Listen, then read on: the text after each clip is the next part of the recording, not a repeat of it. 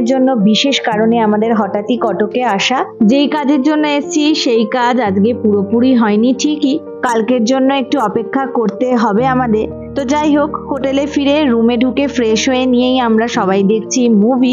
আর এদিকে আমি আর হীরক মুভি দেখতে দেখতে রাতের খাবারেরও আয়োজন করছি। তো চলো এখন এই অবধি, কালকে সকালে আবার দেখা হচ্ছে।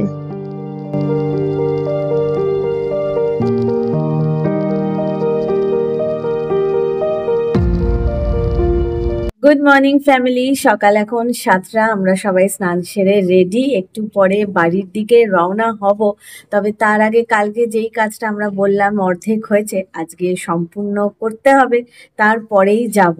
আর আজকে যখন যাব ওখানে তখন সব তোমাদের সাথে শেয়ার করলেই বুঝতে পারবে কি জন্য আমরা কটকে এসেছিলাম। তো এখন ব্রেকফাস্ট করারই প্ল্যান হয়েছে আমাদের, কারণ আমরা ভেবেছিলাম 9টার সময় রওনা হয়ে যাব, কারণ কাজগুলো কমপ্লিট করতে করতে একটু দেরি হবে। কিন্তু হীরক বলছে মনে হচ্ছে 10টা হবে আমাদের এখান থেকে রওনা হতে। হীরক, বাপ্পা আর ওম চলে গেছে গাড়িতে সব লাগেজ রাখতে। একদিনের জন্য এসেছি কিন্তু ছোট ছোট অনেক লাগেজই হয়েছে। তোমাদের সাথে কথা বলতে বলতেই হীরক ফোন করলো, লাগেজ রাখা ওদের হয়ে গেছে, তাই এখন আমরা সবাই যাচ্ছি ব্রেকফাস্ট করতে। হোটেলেও কিন্তু রেস্টুরেন্ট আছে, কিন্তু আমাদের তো জানোই একটু এদিক ওদিক ঘোরাঘুরি করার অভ্যেস, তাই আমরা ভাবলাম বেরিয়েই একটু খাওয়া দাওয়া করি। তবে এত সকাল তো সেরম দোকানপাট খোলেনি, একটু চা কফি খেয়ে নিয়ে হঠাৎই হাঁটতে হাঁটতে এই দোকানটা আমাদের চোখে পড়লো। আর বাইরে থেকে দেখলাম কচুরি ভাজা হচ্ছে, তো দোকানটার মধ্যে যাওয়াতে দেখলাম অনেক রকমই খাবার দাবার রয়েছে ব্রেকফাস্টের জন্য। তো আমি নিয়ে নিয়েছি উপমা, আর ওরা খেলো ইডলি। আর জানো তো, ঐশী এক্সাইটমেন্টে সেরকম কিছুই খেলো না। আর এই যে ঐশীকে দেখো, অস্থির হয়ে গেছে একদম। ঐশীর হাতে মানে পিছনে এই বাস্কেটটা দেখে তোমরা কি কিছু আন্দাজ করতে পারছো? আমাদের এই কটকে আসার প্ল্যানটা সাডেন হয়েছে একদম। আর যবে থেকে ঠিক হয়েছে, স্পেশালি আমার আর ঐশীর একদম ধৈর্য থাকছিল না। ভাবছিলাম কবে শনিবার আসবে, আমরা কবে কটক যাব। কটক তো চলে এসেছি, কিন্তু কালকে থেকে আর আমাদের সময়টাই কাটছে না। খালি মনে হচ্ছিল কখন সকাল হবে, কখন সকাল হবে। তো ঠিক আছে, আর কিছুক্ষণের অপেক্ষা, তাই তো ঐশী? আর কিছুক্ষণের অপেক্ষা। ঐশীর তো এই কিছুক্ষণও আর কাটতে চাইছে না, খালি বলছে চলো চলো চলো চলো। না, এবার আমারও আর ধৈর্য থাকছে না। কালকে তো এই রাস্তা দিয়েই গেছি বিকেলে, আর কি জন্য কোথায় গেছি চলো এক ঝলক দেখাই তোমাদের। হ্যাঁ, তোমরা অনেকেই ঠিকই আন্দাজ করেছো, পরিবারে আমাদের নতুন সদস্য আসতে চলেছে। এই জন্যই বললাম, এখনো তো নেওয়া হয়নি আমাদের। এই তোমাদেরকে সাথে নিয়ে আজকে গিয়েই ওকে নিয়ে আসবো বাড়িতে। আর এগুলো সব গতকালের বিকেলের ক্লিপ।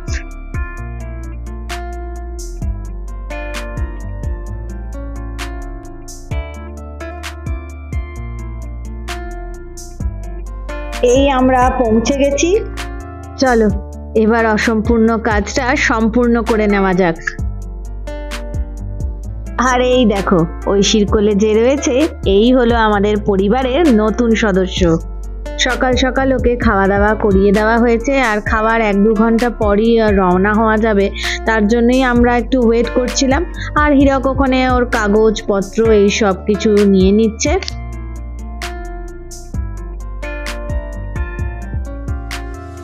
সব ফর্মালিটিস কমপ্লিট, এবার ঠাকুর ঠাকুর করে ওকে নিয়ে রওনা হওয়া যাক। সত্যি বলতে আমি ঐশী ছাড়াও ওম, হীরক, বাপ্পা, মামুনি, বাপি, আমাদের ফ্যামিলির প্রত্যেকেই খুব এক্সাইটেড। তবে এখন এক্সাইটমেন্টের সাথে সাথে আমরা একটু নার্ভাসও কিন্তু রয়েছি, কারণ অনেকটা জার্নি করতে হবে ওকে নিয়ে। আর ও একদমই ছোট, ওর বয়স এখন 45 দিন। যাই হোক, সব সেট করা হয়ে গেছে। এখন একদম বাড়ি চল, সব জয় জগন্নাথের নাম নিয়ে।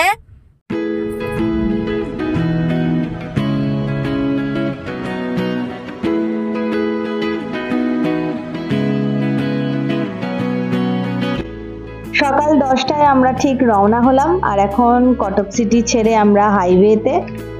বাড়ি পৌঁছাতে পৌঁছাতে আমাদের সন্ধেই হয়ে যাবে। আজকে জানলা দিয়ে বাইরের দিকে তাকানোর থেকে আমাদের সবার নজর একদিকে।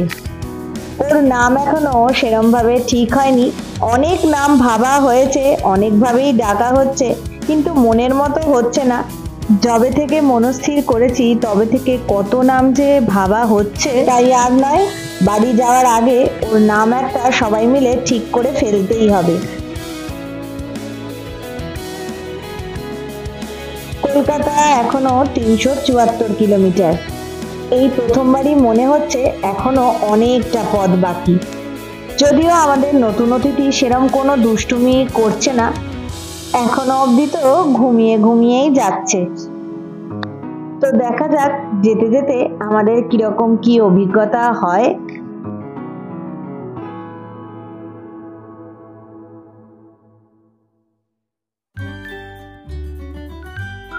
বেশ কিছুটা রাস্তায় আমরা এসেছি, এখন 11:30 বাজে। আর দেখো, একটা লম্বা ঘুম দেওয়ার পর উনি জেগে উঠে বসে সবাইকে কিরকম দেখছে। আজকের জার্নিটা আমাদের একদমই অন্যরকম অভিজ্ঞতা হচ্ছে। আমাদের সব সময় খেয়াল রাখতে হচ্ছে যে ও ঠিকঠাক আছে কিনা। এতটা জার্নি যে ও করছে, ওকে এখন কিছু খাওয়ানোও যাবে না, এমনকি জলও দেওয়া যাবে না। গাড়ি চালাতে চালাতে হীরকও ওর সাথে কথা বলে যাচ্ছে, তাই আমরা সবাই বলছি তুমি মন দিয়ে এখন গাড়ি চালাও। এই একটা বছর আমাদের যে কি কেটেছে তোমাদের বারবারই বলেছি। হ্যাঁ, সবকিছুই হয়েছে, কিন্তু কোথাও যেন সব সময় খালি থেকে গেছে। হ্যাঁ, ক্যান্ডি তো রয়েছে আমাদের সাথে, কিন্তু তাও কোথাও যেন খালি থেকেই গেছে। আর এই দেখো, এখনো 214 কিলোমিটার জার্নি করতে হবে। এখনো অবধি আমরা কোনোই ব্রেক নিইনি, তো দেখা যাক আগে আগে কি হয়। এই দেখো, একটু আগে বললাম এখনো অবধি ব্রেক নিইনি, আমাদের একটা ছোট্ট ব্রেক নিতে হয়েছে। ও একটু টয়লেট করে দিয়েছে, তাই মলি সিটটা চেঞ্জ করে নেওয়া হলো। দেখতে দেখতে বাজে এখন দুপুর 2:15। আমরা এই ওয়েস্ট বেঙ্গলে ঢুকবোই করছি। অনেকক্ষণ পর আমরা একটা একদমই ছোট্ট ব্রেক নিয়েছি। আর বেলা তো অনেকটাই হয়েছে, তো একটু আমাদের খিদে পেয়েছে, কিন্তু ঐশীর খুব জোরে খিদে পেয়ে গেছে, কারণ ও তো সকালে সেরম ভাবে কিছু খায়নি। তাই ভাবছি যে কোথাও দাঁড়িয়ে একটু খাওয়া দাওয়া করে নেব। ব্রেকফাস্ট আমরা পেট ভরেই করেছিলাম, তাই ভেবেছিলাম যে একবারে বাড়িতে গিয়েই খাওয়া দাওয়া সারবো, কারণ যতটা তাড়াতাড়ি ওকে বাড়িতে নিয়ে যাওয়া যায় ততই ভালো হয় আর কি। ও তো খাওয়া দাওয়া করবে বাড়ি গিয়ে। আর এখন দেখো না, হীরাকে একটু সুযোগ পেয়েছে ওর সাথে খেলতে, একটু আদর করতে। গাড়ি চালাতে চালাতে তো ওকে আদর করে করে কত যে কথা বলছে।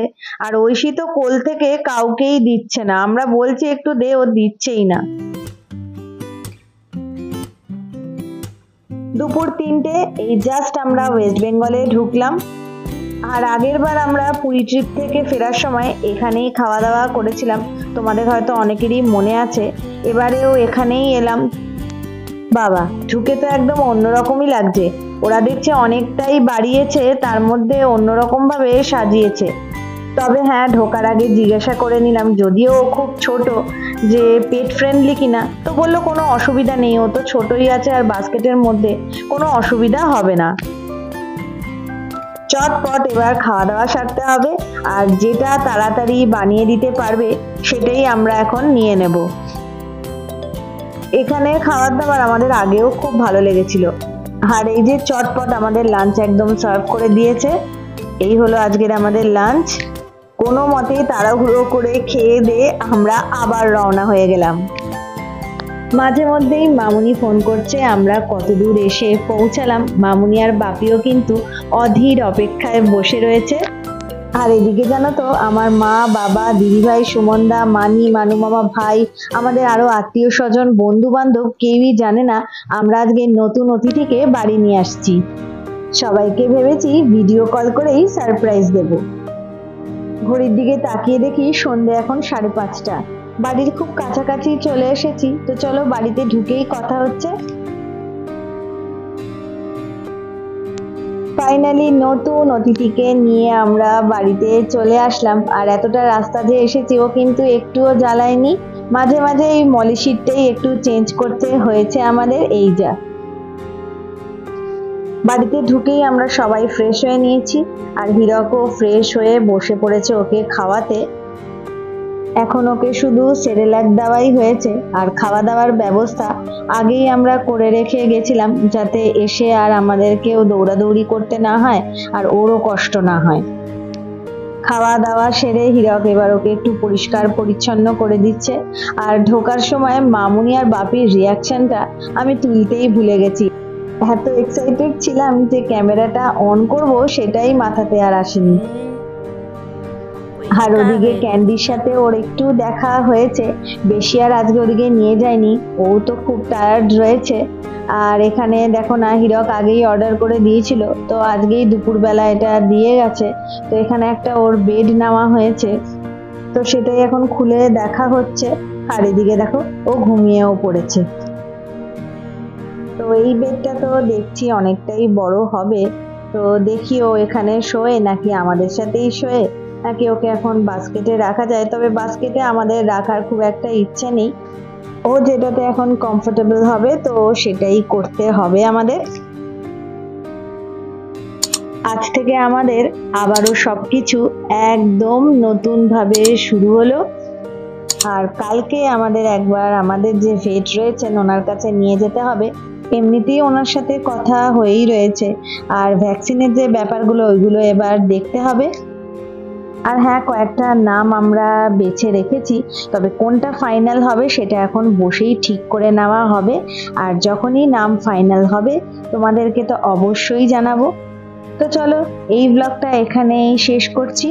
খুব তাড়াতাড়ি আবার নতুন ব্লগে তোমাদের সাথে দেখা হবে। সবাই খুব ভালো থেকো, টাটা।